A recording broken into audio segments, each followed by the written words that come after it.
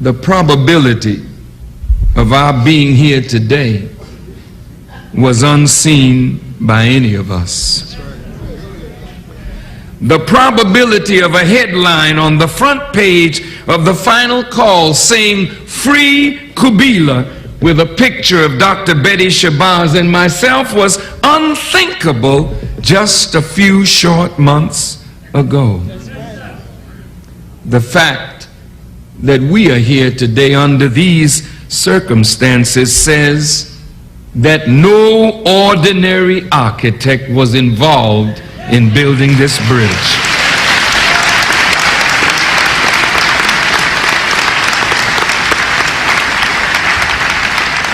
This had to be the work of a mighty God who desires our unity and the reconciliation of us as individuals and as a people.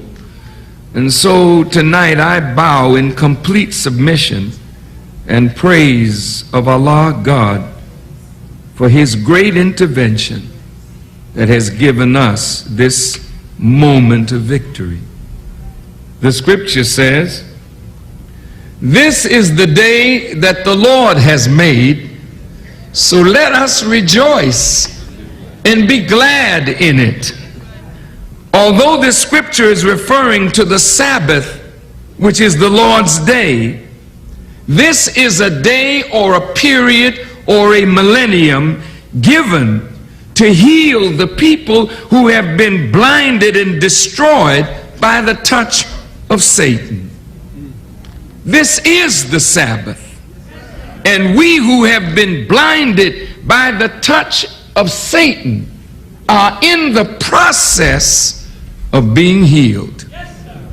I believe that the entrapment of Sister Kubila was part of a much wider conspiracy. There is no way that the government of the United States would permit Michael Summers Fitzpatrick, a member of the Jewish community, to assassinate Louis Farrakhan, knowing the possible repercussions that it could cause.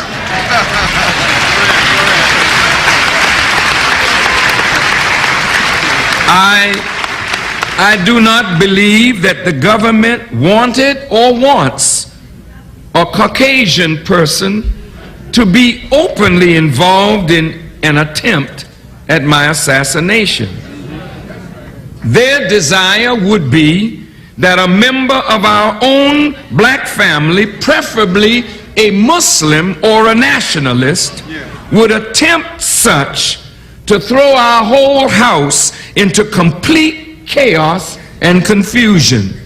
The government admits that it worked night and day to bring about a separation between Brother Malcolm X and the Honorable Elijah Muhammad.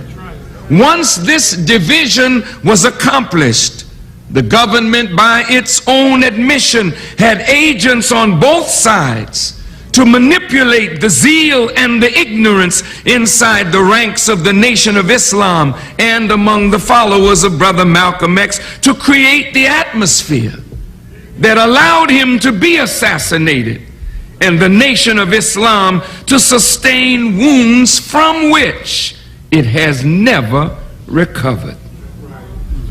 The devastating resulting from this wicked machination of the government sent many brothers and sisters from the Nation of Islam back into drugs, crime, insanity, and it caused the destruction of entire families. Sister Betty Shabazz and her family has not recovered. The Honorable Elijah Muhammad's family has not recovered. My family has not recovered. The Nation of Islam has not recovered. And black people have not recovered from these terrible wounds.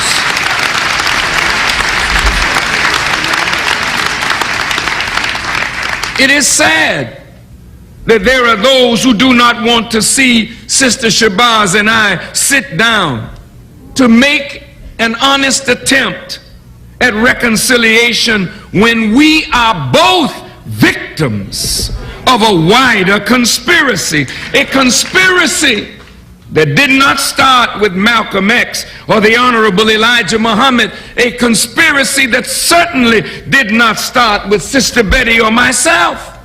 This conspiracy started with the government of the United States because of its hatred of the movement that Malcolm X and the Honorable Elijah Muhammad had generated, and the effect that these two men were having on black America. J. Edgar Hoover was determined that no black Messiah would rise to unite our people in their quest of justice and true liberation.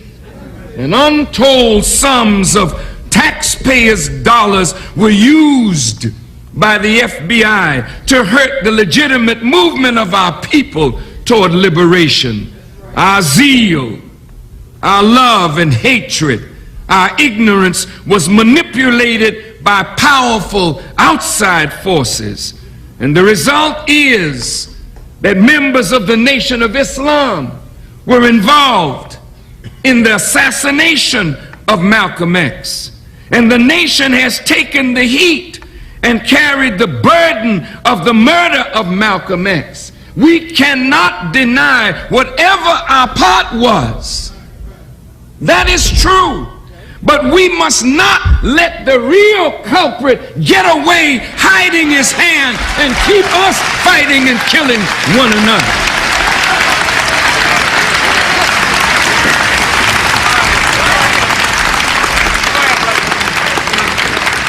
We didn't voluntarily split from each other.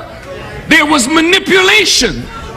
There was stimulation of our own pettiness, of our own weaknesses by outside forces, and the government of America is that outside force. The FBI is that outside force. So Betty and I shouldn't be here alone. The government has to answer for what has happened here.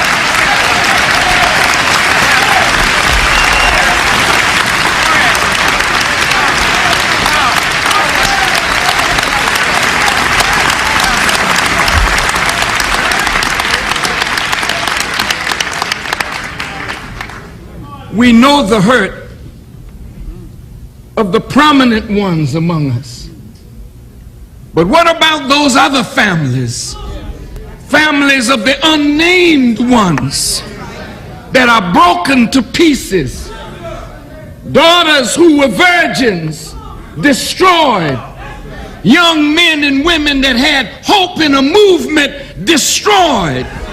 Thousands of lives ruined because the government feared our unity. We carried no weapons. We threatened no laws. We broke no laws. But because we had an ideology and a philosophy that the government did not like, they didn't need laws passed by Congress to tap our phones, to follow us around, to harass us day and night.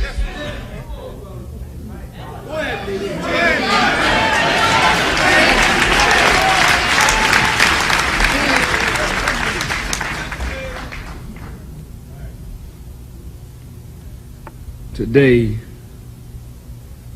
no one criticizes the Europeans who fought a 30-year war, a 100-year war, and 2 world wars for sitting down to form a bond for the purpose of economic and political unity, though rivers of blood and millions of lives were lost to accomplish that goal.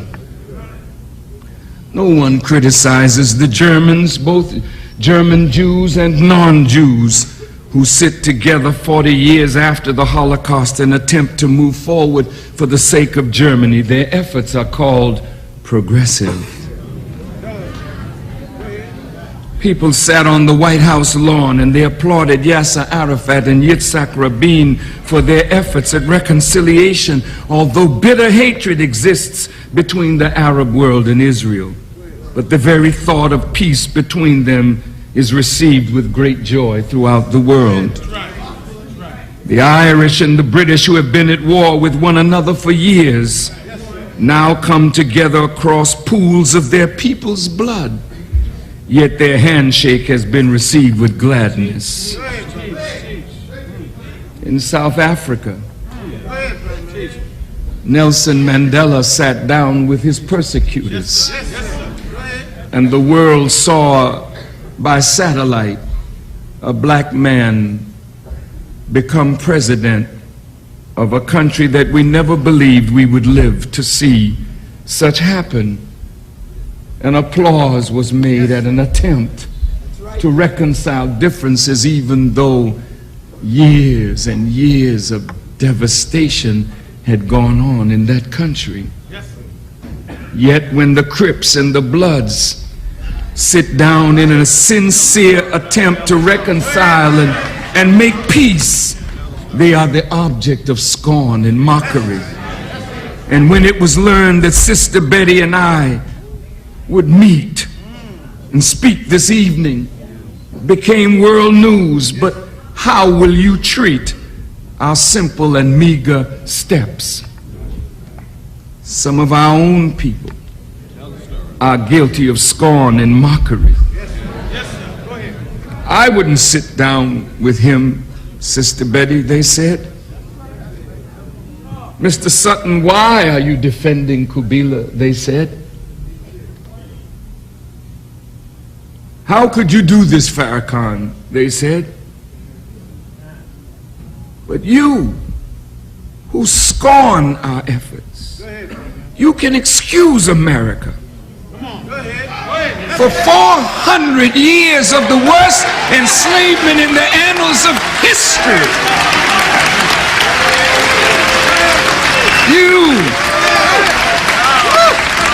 You who scorn and mock our humble beginning of a ruptured family trying to make it back together. But you are willing to fight and die just to sit with your oppressor. You are happy to be accepted by your oppressor without reparation or consideration.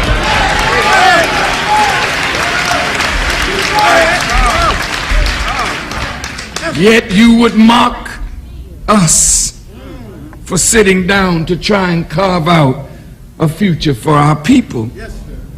The Chinese and the Japanese were enemies for centuries, but today they talk of peace.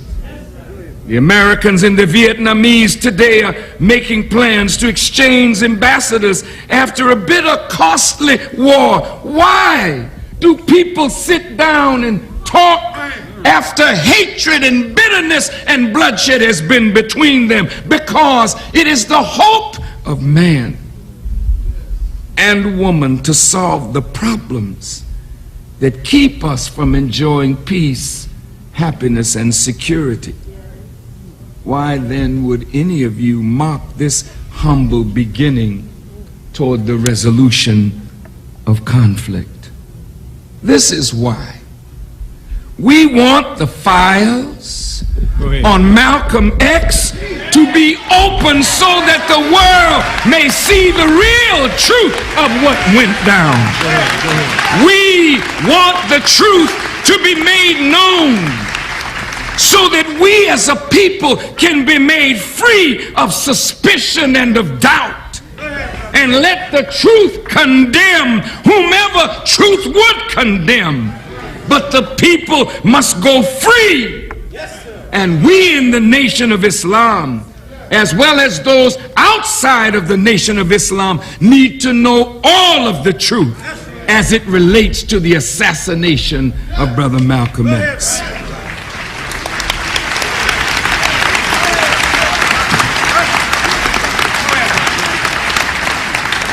In my short meeting with Sister Betty Shabazz, she spoke for a few minutes, and in that few minutes that she spoke, I understood that there's something about this whole drama that I don't know, because I don't know her side.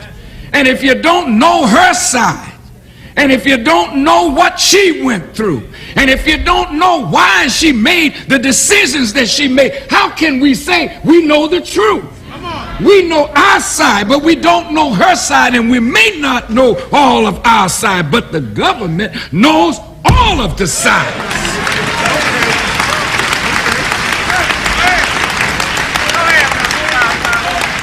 So let's open the files up. Let us all see. Lying demons. They know that Farrakhan had nothing to do with the murder of Brother Malcolm X.